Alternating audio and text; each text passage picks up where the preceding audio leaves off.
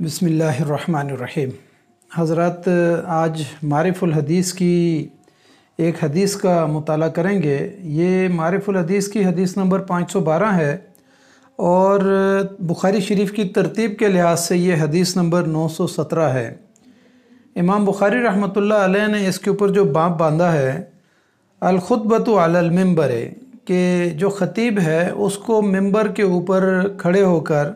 खुतबा देना चाहिए, यानी खुतबा जो है वो मिंबर के ऊपर जो है ना वो देना चाहिए। हदीसु साअल इब्न साअदिन फ़ी अम्रिल मिंबर तक़द्दमा व ज़िक्र सलातिही अलैहि व रुजूहिल कहकरी व ज़ाद फ़ी हाज़िहि रवाया फ़लम्मा फ़रग़ा अक़बला अलन नास फ़क़ाल या अय्युहन नासु इन्नमा सनअतु हाज़ा लित्तअतम्मु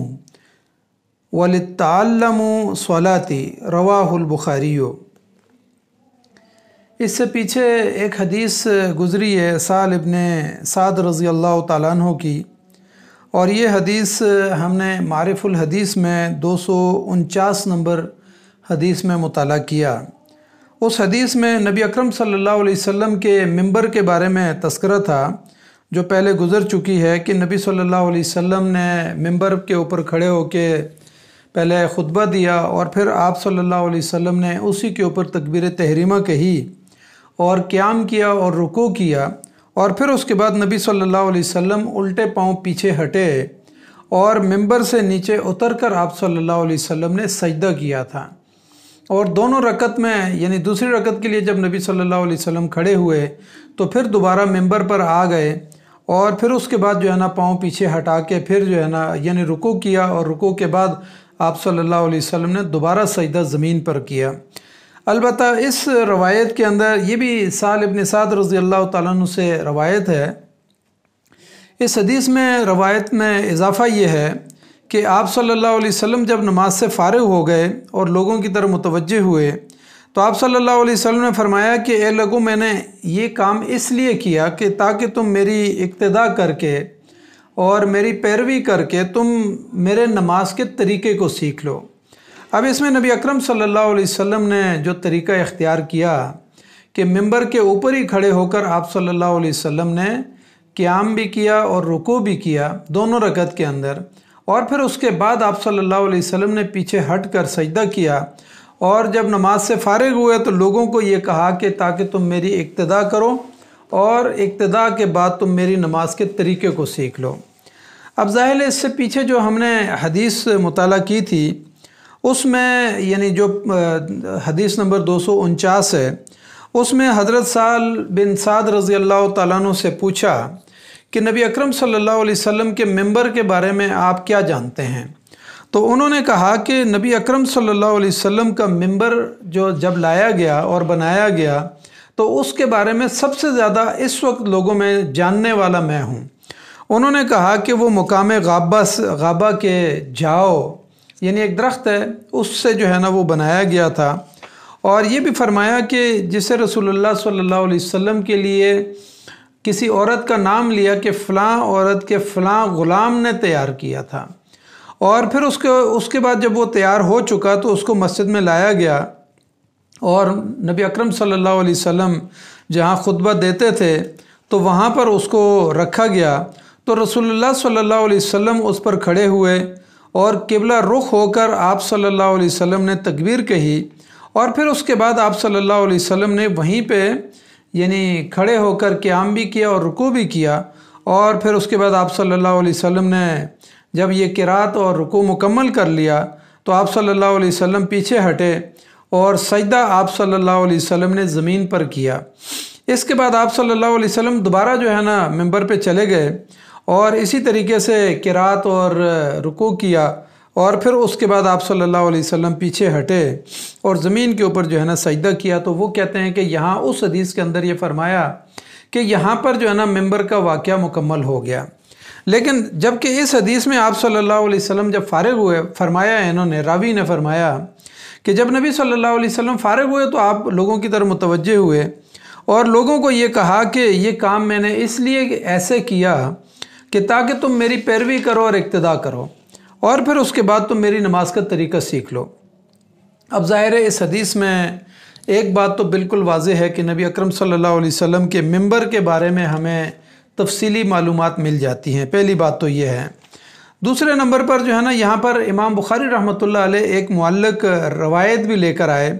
اور کہا کہ حضرت انس رضی اللہ تعالیٰ عنہ فرماتے ہیں کہ نبی صلی اللہ علیہ وسلم ممبر کے اوپر کھڑے ہو کر خطبہ دیا کرتے تھے، یعنی خطبہ جب شروع ہو جاتا تو آپ صلی اللہ علیہ وسلم کھڑے ہو جاتے، خطبہ دیتے، پھر بیٹھ جاتے، پھر کھڑے ہوتے اور اس طریقے سے اپنے خطبے کو مکمل کرتے۔ اس حدیث سے جو ہمارے سامنے مختلف چیزیں ہمارے سامنے آتی ہیں، ان میں سے اگر پہلی چیز کو دیکھا جائے تو وہ یہ سامنے آتی ہے کہ نبی اکرم صلی اللہ علیہ وسلم کا ممبر جو ہے وہ کس قسم کا تھا اور اس کی سیڑھیاں کتنی تھیں، اور اس سے یہ بھی اندازہ ہوتا ہے کہ نبی صلی اللہ علیہ وسلم نے اسی کے اوپر کھڑے ہو کے خطبہ بھی دیا اور پھر اس کے بعد جو ہے نا تکبیر تحریمہ کہی اور پھر اس کے بعد قرات بھی اسی کے اوپر کھڑے ہو کے کی اور رکوع بھی کیا۔ تو یہ ایک تفصیل ہمارے سامنے آتی ہے، اور اس کے ساتھ ساتھ یہ تفصیل بھی سامنے آتی ہے کہ وہ جھاؤ کے جو ہے نا درخت سے بنا ہوا تھا اور اس کو ایک غلام نے، فلاں عورت کے غلام نے جو ہے نا اس کو تیار کیا تھا۔ تو یہ نبی اکرم صلی اللہ علیہ وسلم کے ممبر کی کچھ تفصیلات جو ہے نا وہ ہمارے سامنے آ جاتی ہیں۔ دوسری بات جو ہمارے سامنے آتی ہے وہ یہ کہ اس پر نبی اکرم صلی اللہ علیہ وسلم بیٹھ جاتے تھے اور واعظ و نصیحت کرتے تھے اور خطبہ ارشاد فرماتے تھے۔ تیسری بات جو ہمارے سامنے آتی ہے وہ یہ کہ آپ صلی اللہ علیہ وسلم نے ممبر کے اوپر کھڑے ہو کے نماز پڑھائی، اور 2 رکعت جو ہے نا نبی صلی اللہ علیہ وسلم نے ممبر کے اوپر کھڑے ہو کر ہی پڑھائی۔ البتہ سجدہ کرنے کے لیے آپ صلی اللہ علیہ وسلم پیچھے ہٹ جاتے تھے اور وہاں سجدہ کرتے تھے۔ چوتھی بات جو ہمارے اس حدیث سے ہمارے سامنے آتی ہے وہ یہ کہ نبی صلی اللہ علیہ وسلم جب اس عمل سے فارغ ہوئے، 2 رکعت سے فارغ ہوئے، تو آپ صلی اللہ علیہ وسلم نے لوگوں کو، ظاہر ہے یہ ایک ایسا عمل تھا جو عموماً نبی صلی اللہ علیہ وسلم نے کبھی کیا نہیں تھا، تو یہ ظاہر ہے نیا عمل تھا، تو آپ صلی اللہ علیہ وسلم نے ان کو اپنی طرف متوجہ کیا، لوگوں کو، اور یہ کہا کہ تم نے دیکھا کہ میں نے یہ کیا، اور ساتھ ہی جو ہے نا آپ صلی اللہ علیہ وسلم نے فرمایا کہ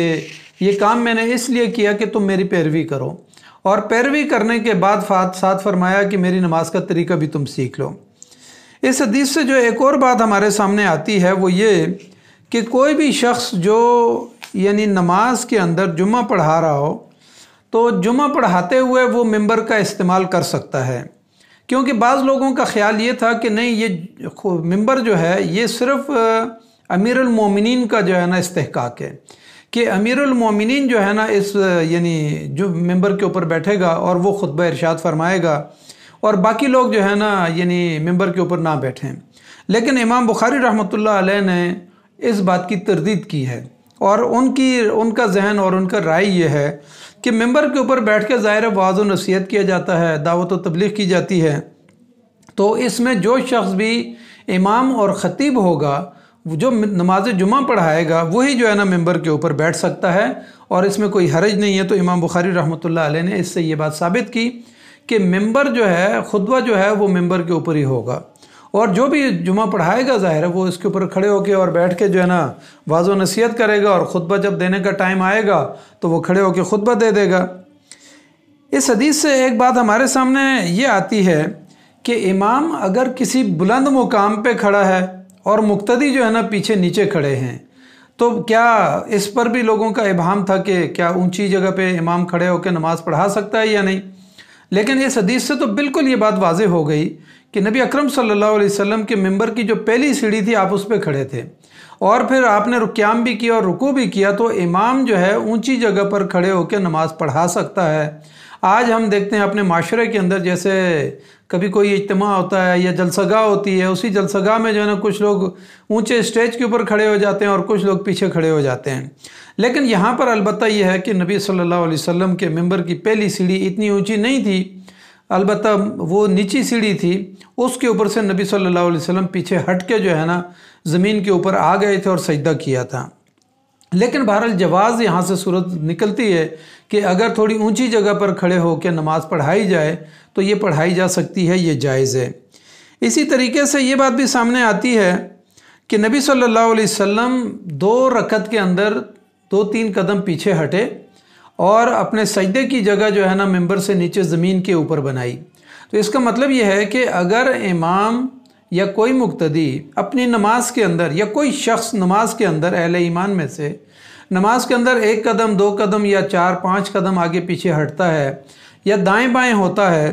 तो ये अमल कलील है, ये अमल कसीर इसको नहीं कहा जाएगा कि जिसके ज़रिए से नमाज जो है ना वो मुतासर हो जाए।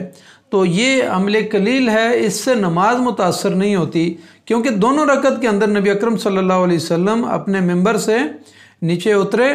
और जितनी जगह पर सजदा आप कर सकते हैं इतना आप पीछे हटे, और पीछे हटने के बाद जो है वो यानी दोबारा जो है ना आप सल्लल्लाहु अलैहि वसल्लम ने वहाँ पर 2 मरतबा यानी सजदे किए, दोनों रकत के अंदर सजदे किए। तो इससे ये बात अंदाज़ा होती है कि ये अमल कलील है, अमल कसीर नहीं है। इसी तरीके से इस हदीस से हमें नबी अकरम सल्लल्लाहु अलैहि वसल्लम के मिंबर की सीढ़ियों का भी अंदाज़ा होता है। और आज भी अरब दुनिया के अंदर अगर हम देखते हैं तो ज़ाहिर है वो चीज़ें तो मसनून चली आ रही हैं। उनके मिंबर की जो है ना सीढ़ियाँ 4-5-6 सीढ़ियाँ होती हैं, और उन सीढ़ियों के ऊपर जो है ना दरमियान में जाके इमाम जो है ना बैठ जाते हैं और खड़े होके फिर जो है ना वो खुतबा इरशाद फरमाते हैं। अलबत्ता सबसे जो पहली सीढ़ी है वो ज़मीन से बहुत ऊंची नहीं होती, वो ज़मीन से थोड़ा सा नीचे होती है। तो इससे नबी अकरम सल्लल्लाहु अलैहि वसल्लम के मिंबर के बारे में हमें अंदाज़ा होता है। और अगर मिंबर ही के बारे में देखा जाए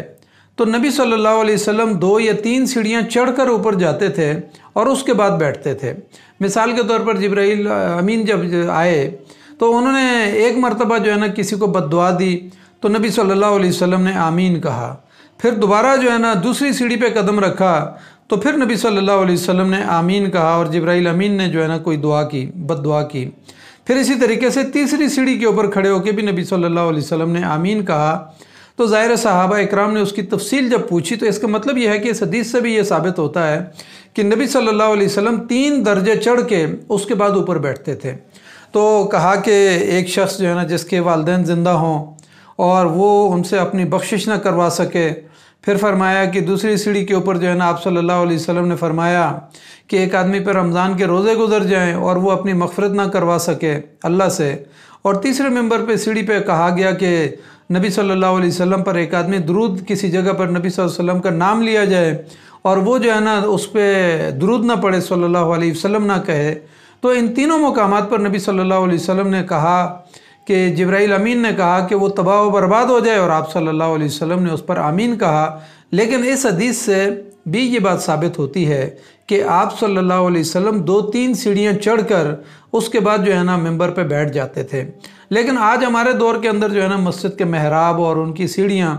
मिंबर की सीढ़ियाँ इतनी ज़्यादा नहीं होती हैं। उमूमन जो है ना लोग पहली सीढ़ी या दूसरी सीढ़ी के ऊपर जो है ना यानी खड़े हो जाते हैं, बैठ जाते हैं, और 2 या 3 सीढ़ियाँ जो हमारे मेंबर्स होते हैं उनके ऊपर जो है ना होती हैं। लेकिन बहरहाल जैसे मस्जिद नबवी के अंदर या हरम शरीफ के अंदर हम देखते हैं, या पाकिस्तान की भी बहुत जो बड़ी मसाजिद होती हैं उनकी सीढ़ियाँ भी 5-6 सीढ़ियाँ होती हैं और उसके दरमियान में जाके जो है ना इमाम बैठता है। तो बहरहाल ये सारी चीज़ें हमारे सामने आ जाती हैं कि मिंबर की तफसील, और इमाम बुखारी रहमतुल्लाह अलैह ने ये बात साबित की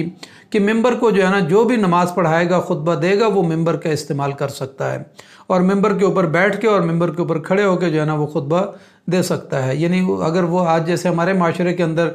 उर्दू में जब तकरीर होती है तो बैठ के होती है और जिस वक्त खुतबे पढ़े जाते हैं दोनों, तो फिर उसके बाद जो है ना इमाम साहब जो है ना खड़े हो जाते हैं, ख़तीब साहब, और वो जो है ना दोनों खुतबे पढ़ते हैं। तो बहरहाल ये सारी रवायात मौजूद हैं। अल्लाह ताला हमें इन हदीस के ऊपर अमल करने की तौफ़ीक़ अता फ़रमाए। जज़ाकल्लाहु खैर। अस्सलामु अलैकुम व रहमतुल्लाहि व बरकातुहू।